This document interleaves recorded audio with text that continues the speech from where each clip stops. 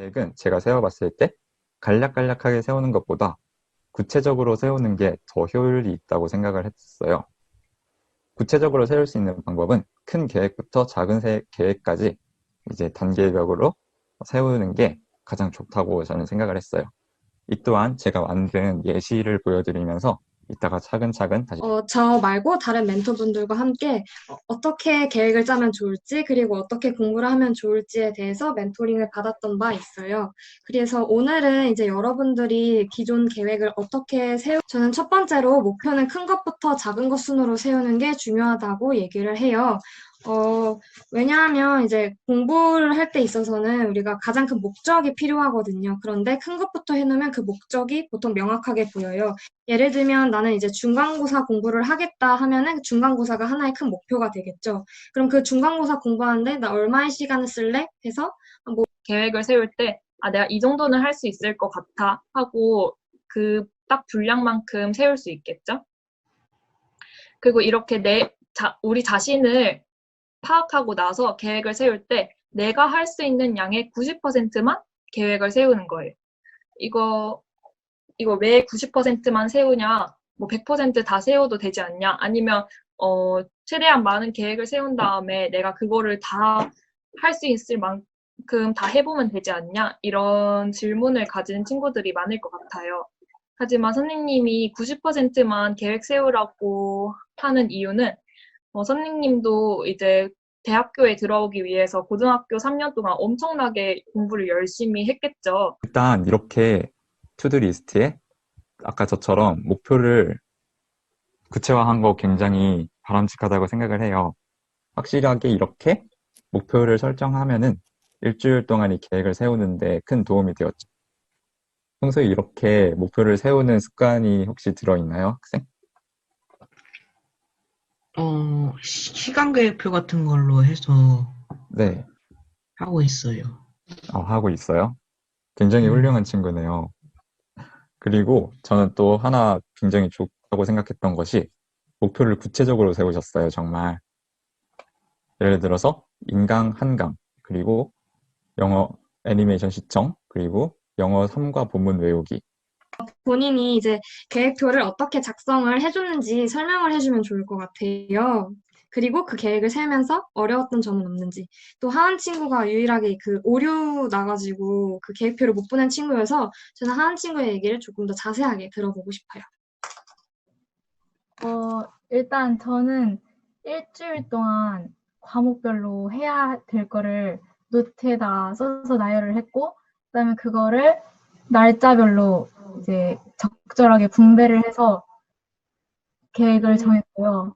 그다음에 지금 온라인 클래스 하고 있는데 온라인 클래스 시간표대로 그날 배운 거를 바로 복습하는 계획을 세웠습니다. 혹시 이런 거를 계획을 세웠지만 내가 생각한 거에 비해서 뭐 잘 실행하지 못했거나 한 일이 있을까요? 제가 하나 조언을 할 거는 이제 그 처리 속도라고 했는데 저는 처리 속도가 아마 본인의 역량 정도일 거예요. 근데 이제 그거를 이제 처리 속도가 늦어서 못했다고 생각을 하는 건 아무래도 자기의 실력에 비해서 조금 더 과분한 목표를 세우지 않았나라는 생각이 조금 들어요. 그 계획을 이해하기 어렵다고 얘기를 했는데 그 계획이 본인이 짠 계획인가요? 아니면 온라인 클래스 같은 데에서 그냥 일방적으로 준 그런 계획표인가요? 제가 짰는데 네네. 네, 좀 과분하게 잡았을 때도 있고 해서 못한 것 음. 같아요. 이제 모두가 겪는 문제인 것 같은데 우리가 할당량을 다 못하는 경우가 많다고 했잖아요. 그럼 예를 들어 여러분들은 공부할 수 있는 시간이 6시간이 있으면 그 6시간을 모두 다 공부 계획으로 짜놓나요? 아니면 5시간 분의 공부 계획만 넣어놓나요? 어, 5시간 정도. 5시간 정도? 그럼 나머지 1시간 뭐 쉬거나 못한 거 하거나? 아까 네. 설명한 것 중에서 나를 점검하고 시험하는 계획을 넣으라고 했는데 평소에 그런 계획을 하고 있었나요? 아니요. 안 하고 있었어요. 그래서 제가 정말 이건 추천을 할게요. 이 습관이 여러분들 고등학교 때는 거의 필연적으로 해야만 하는 일이 되기 때문에 여러분들이 미리미리 그 습관을 잡아두면 좋을 것 같아요. 그럼 유나 친구는 지금 하고 있는 문제집엔 단원 평가가 있나요? 네. 그러면 제가 아까 말한 1단원 모의고사 같은 걸로 풀어보면서 복습하는 기회로 쓰면 더 좋을 것 같아요. 자, 그리고 윤서 친구.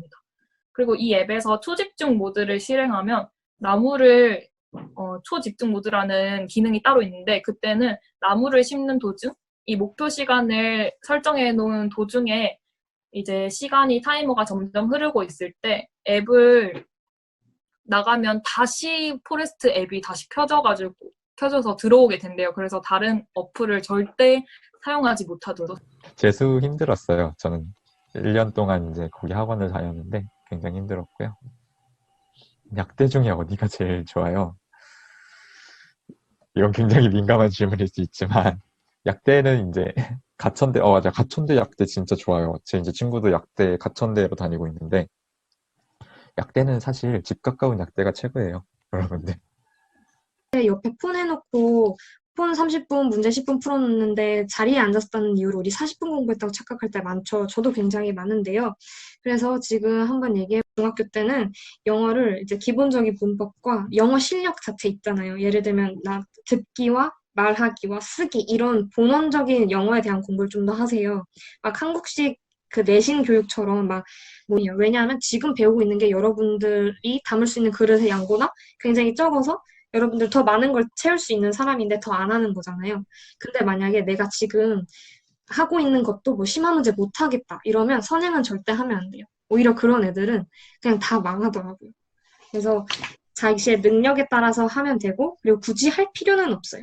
왜냐하면 수능 다니면 사실 이제 자습실 같은 거를 따로 안 다녀도 그러니까 뭐지? 독서실 따로 안 다녀도 되니까 뭐 사교육비라고 하기보다는 뭐 그런 교육비 지출도 좀 적어지고 다른 애들이 공부하는 걸 진짜 다 보여요. 낱낱이 보여요. 그래서 나도 좀 더 집중을 해서 지지 않기 위해서라도 좀 공부를 하게 되는 경향이 있더라고요. 그리고 분위기가 정말 많이 갈리는데 학교 자체가 공부를 하는 분위기면은 내가 그 분위기에 휩쓸리게 되어 있어요.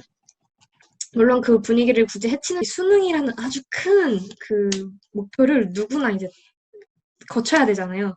근데 여러분들이 제가 수능 수학을 풀면서 느낀 게, 아, 이거를 만든 사람들은 정말 천재다. 그러니까 여러분들이 지금까지 초등학교, 중학교, 그리고 고등학교 초반까지는 여러분들이 선행하면은 점수가 잘 나와요. 근데 고등학교는 이제 그렇지 않거든요. 고등학교는 여러분들이 수학적 사고가 잘 돼야지만 점수가 잘 나와요.